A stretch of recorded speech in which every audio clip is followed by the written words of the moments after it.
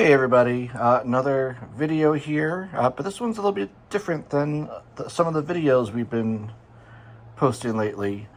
For the past couple years, I've just been focused on laser cutting sifting trays, and I noticed that like all of my videos don't have actual worms or beetles in the trays when I show them off. So I have spring break coming up this week, and I figured let's order some worms and beetles and actually make some content for each of my products using actual worms and pupa and beetles.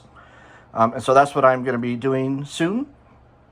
Today I wanted to show you the worms that I got. I got them from two different locations, and I wanted to do an unboxing for you from the most recent company that I bought from today, just so we can do word of mouth advertising for them and share the experience as a customer. So the first batch I got, I actually wanted some worms and pupa and beetles. So I talked to my buddy Justin at Midwest Mealworms, and he sent me some worms, like a starter kit, some bran, and a bunch of beetles. And they're all happy and they're hanging out. There were not pupa in the box, because shipping pupa is pretty difficult to do. They, I think, dry out too easily, and a lot of them don't make it in the journey in the mail. So normally what companies do is they ship really large mature worms, knowing that they're going to pupate soon, or they ship recently turned beetles. You can see some of these beetles are like a light brown color. There's a bunch inside. So I know that they're not old beetles. I know that they're brand new beetles and are going to lay lots of eggs for me. So that's usually what shippers do, is they sell either mature worms or new beetles. They really don't sell and ship pupa. But again, as you know, most of my my sifting trays are meant for pupa. So what do? I got a little bit of both, hoping that maybe worms will pupate. But I also have some products that work for beetles.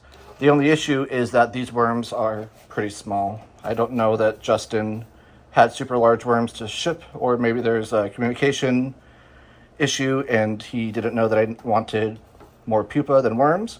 So these are very healthy worms. They're just medium size or so, about 3/4 inch in length, which is what he describes on his website. It's not like he's selling undersized worms. These are exactly what he offers on his website. I needed to get larger worms, but I didn't want to wait for him to ship to me again. So just yesterday, I ordered worms from a more local company. This is actually based out of Florida. I'm in Florida, so I knew this would just take a day to ship to me. The company is Many Mealworms. You can go to manymealworms.com, I believe. The owner is Michael, and he's a great guy. I've sold trays to him in the past. And he doesn't even have much stock on his website right now, but I reached out to him. He's like, yeah, absolutely, Scott. Let me ship you some worms right away. And so we're going to do an unboxing. This is the box that he shipped in. You see lots of live animal labels and hold for pickup labels. Most shippers, they give you a live worm guarantee as long as you hold for pickup. That means the worms aren't going to sit on your doorstep in the cold or in the heat. Or in the hot delivery truck. They usually wait inside the post office in air conditioned or climate controlled. So that's what the yellow labels are for.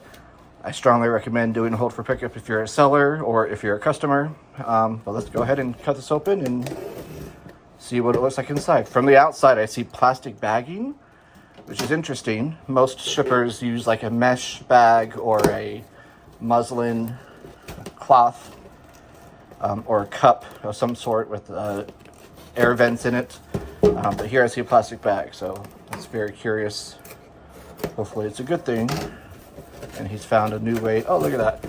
Nice little sign that says Many Mealworms, thanks for your purchase. Nice little extra touch.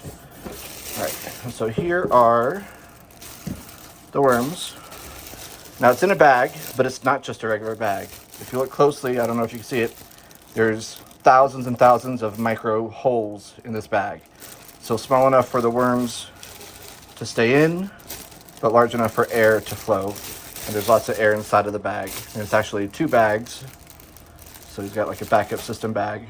I think this is brilliant, and I think other worms farmers should look into doing this, because this is probably a lot cheaper option than buying cloth bags for shipping. And oopsie, there's a couple worms that are at the bottom of the bag, which is probably why he double bags it, just in case. We're just gonna dump these little bad boys out in the tray. He also uses a tape folder here instead of a twist tie or a zip tie. Zip ties are great, except they're so hard to get off. So this is a lot more convenient. Good job, Michael, with your packaging. All right, so let's carefully pour these out. Let's see what we get. Now, I didn't need a lot of worms for my videos, so you're not going to see a whole bunch of worms here. But already, I see they're nice, decent size. And I can't wait to sift them through my trays and make more content for you guys. It's been a little while since I put out a new video. Since I don't have a farm myself, all my videos are really just new product videos. So hopefully we can start pumping out more videos for you. Just got to tickle them off the paper. Notice there's holes in the paper. The worms will eat the newspaper, which is absolutely fine for them to do. It gives them something to cling on to, a little bit of something to munch on during the trip. This little specks of stuff. This is the frass. It's like sand-like gritty material. This is basically their poop. Not that they were eating bran while they were shipping, but before they got put into the bags, whatever bran was in their body, this is it that's been pooped out.